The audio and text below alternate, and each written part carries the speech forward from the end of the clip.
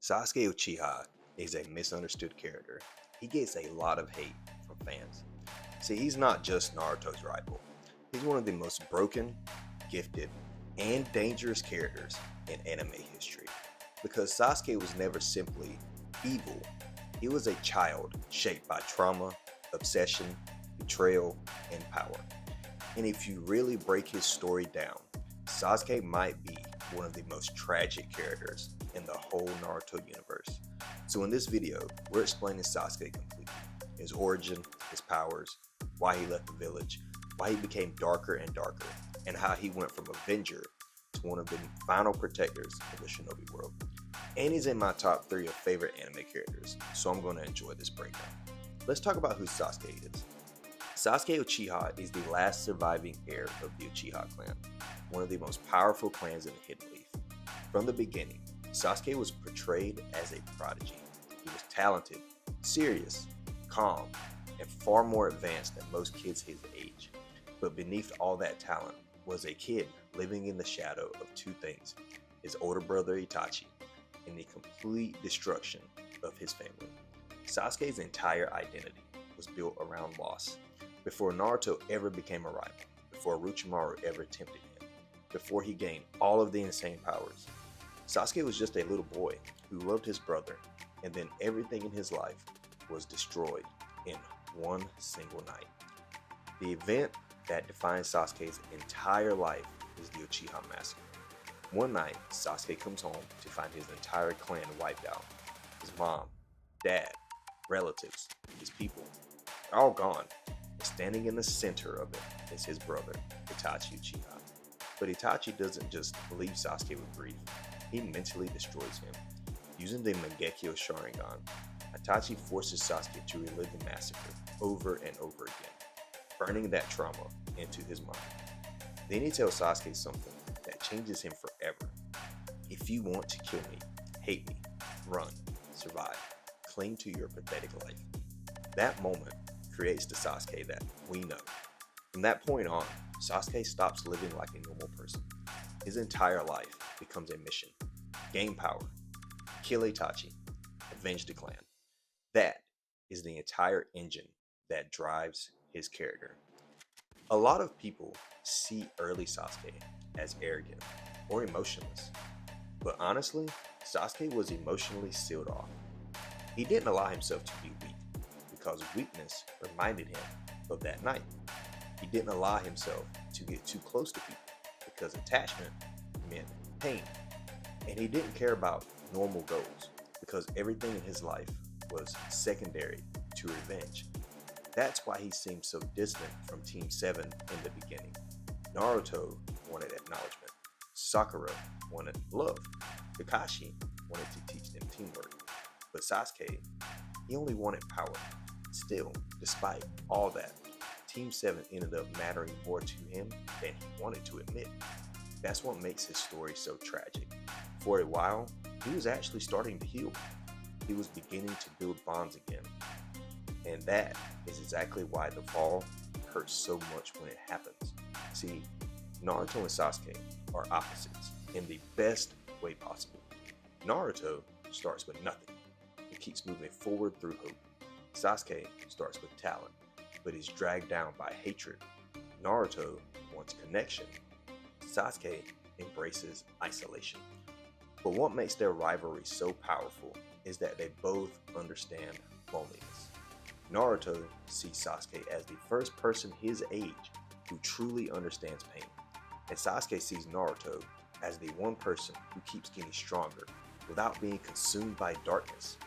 That frustrates him because Sasuke believes power comes through pain, sacrifice, and hatred. Naruto keeps proving that power can also come through bonds. That ideological clash becomes the foundation for the entire series. Their rivalry isn't just about who's stronger, it's about two completely different answers to suffering. But Sasuke's turning point comes when he realizes that Naruto is growing rapidly after fighting Haku, Gaara, and seeing Naruto tap into greater power. Sasuke starts to panic, not because he hates Naruto at first, but because he feels that he's falling behind. And for Sasuke, being weak is unacceptable. Weakness means helplessness. Weakness means failing to get to Itachi. Weakness means his family died for nothing. Then Orochimaru shows up and offers him exactly what he wants: more power. The curse mark becomes a symbol of Sasuke temptation. It represents the shortcut, the dark path, the willingness to abandon everything for strength. When Sasuke finally leaves the Hidden Leaf, it isn't just a betrayal of the village. It's Sasuke choosing revenge over love. He rejects his bonds because he believes they are holding him back. That is one of the most important things to understand about Sasuke. He didn't leave because he felt nothing. He left because his feelings made him feel vulnerable. So, he goes and he starts learning under Orochimaru. Then, Sasuke becomes colder, more ruthless, more focused. But unlike a lot of people expected, Sasuke never truly gives himself over. He uses Orochimaru, trains under him, sharpens his abilities, and absorbs everything that he can.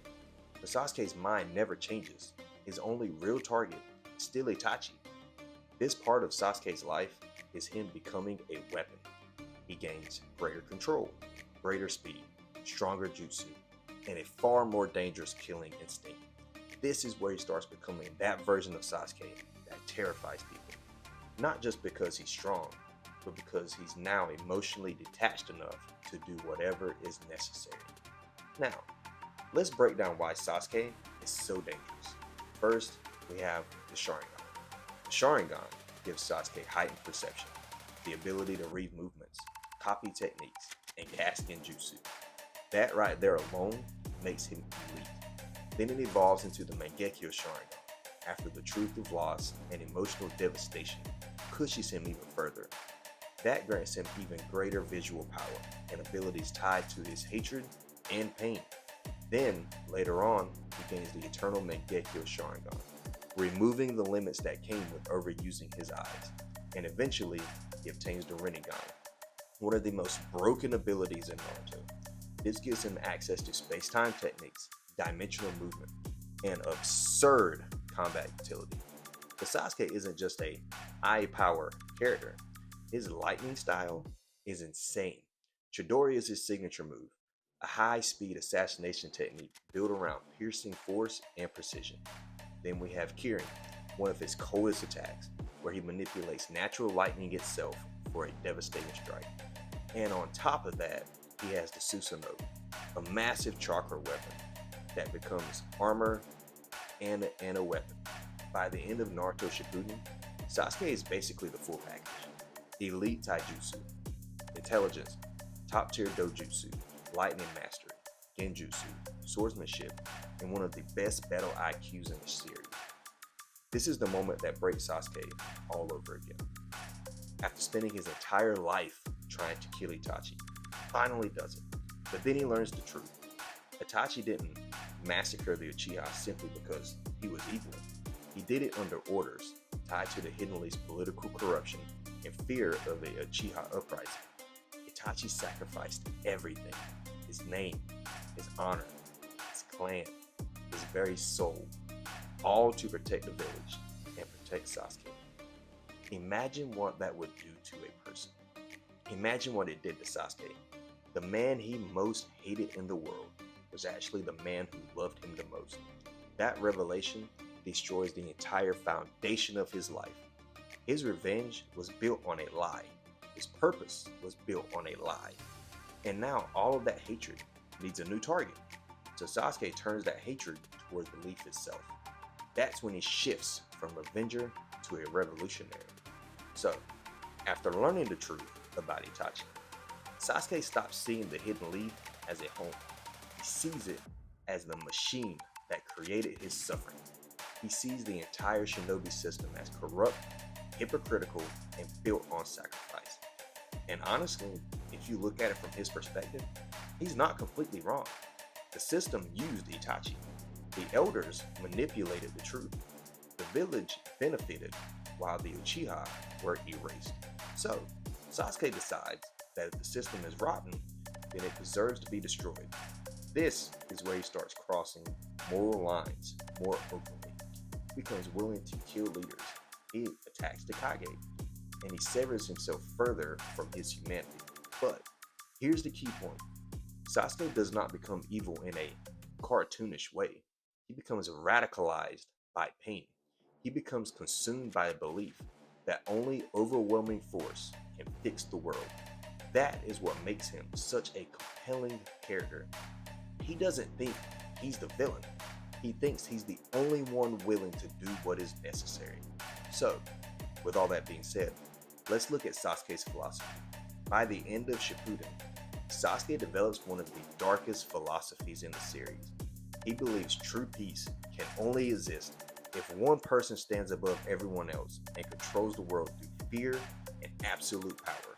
He wants to become a kind of shadow Hokage, a lone figure who bears all the hatred, all the darkness, all the decision making. In his mind, he would unite the world by becoming its common enemy and ultimate authority. This is the final evolution of his trauma. As a child, he wanted revenge. As a young man, he wanted justice. By the end, he wants control, because control is the one thing he believes can prevent suffering. Naruto completely rejects this. Naruto believes peace comes from understanding, connection, and enduring the pain together. And that's why the final battle matters so much. It's not just two strong ninjas fighting and punching, it's two worldviews colliding. So, let's look at Naruto and Sasuke's final fight. The final battle at the Valley of the End is one of the greatest fights in anime. Not just because of the animation, that's beautiful. Not just because of the power, but because the emotional payoff is built across the entire story. Naruto is fighting to save a friend. Sasuke is fighting to cut that final bond. Every punch, every kick feels personal. Every jutsu carries years of pain behind it. By this point, both of them are basically god tier shinobi. Naruto has overwhelming chakra, shadow clones, 6-pass power, and the will to never give up.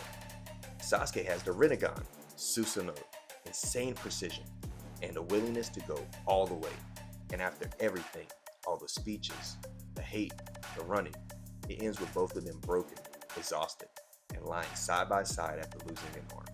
That image is legendary for a reason, because Sasuke finally loses the one battle he had been fighting his whole life, the battle against human connection. Naruto never gave up on him, and in the end, Sasuke is forced to confront the truth, that bonds were never his weakness. They were the only thing that could save him. So, after the war, Sasuke doesn't just go back to normal, and that's the important part. His redemption arc isn't clean, it's not instant, and it isn't meant to erase what he did, because it still happened. Instead, Sasuke chooses atonement. He wanders the world, protects it from the shadows, and carries the weight of his sins without asking for any sympathy. That fits his character perfectly. Naruto becomes that public light. Sasuke becomes the man working in the darkness. He goes from a revenge-driven survivor to a silent guardian figure. And that is why his redemption works for a lot of fans. He doesn't magically become cheerful or soft. He becomes reflective. He's humble. He is still intense, but he is no longer consumed by hatred. So, Sasuke is one of the most iconic anime characters ever, because he's more than just a cool guy. Yes, he has amazing fights. Yes, his design is legendary. Yes, his powers are incredible. Yes, I love Sasuke. But what really makes Sasuke stand out is how human his descent feels. He is what happens when grief is left untreated. He is what happens when talent is guided by pain instead of love. He is what happens when someone mistakes isolation for strength. And that's why a lot of people can relate to him. Not because they want to go destroy things, but because Sasuke represents anger, loss, betrayal, and the struggle of finding meaning after trauma. He's more than just Naruto's rival. He is the series' greatest warning, and also one of its greatest redemption stories. So, Sasuke Uchiha is one of the best written characters in Naruto because every version of him makes sense. The lonely child, the revenge-obsessed prodigy, the rogue shinobi, the broken avenger, the revolutionary, the redeemed protector. Every stage of Sasuke is built on pain, power, and the desperate need to make his suffering mean something. And that's why he remains unforgettable. Because Sasuke isn't just a cool character, he is tragedy of Naruto in human form. If you love these breakdowns, hit that subscribe button and let's talk about it. Thank you.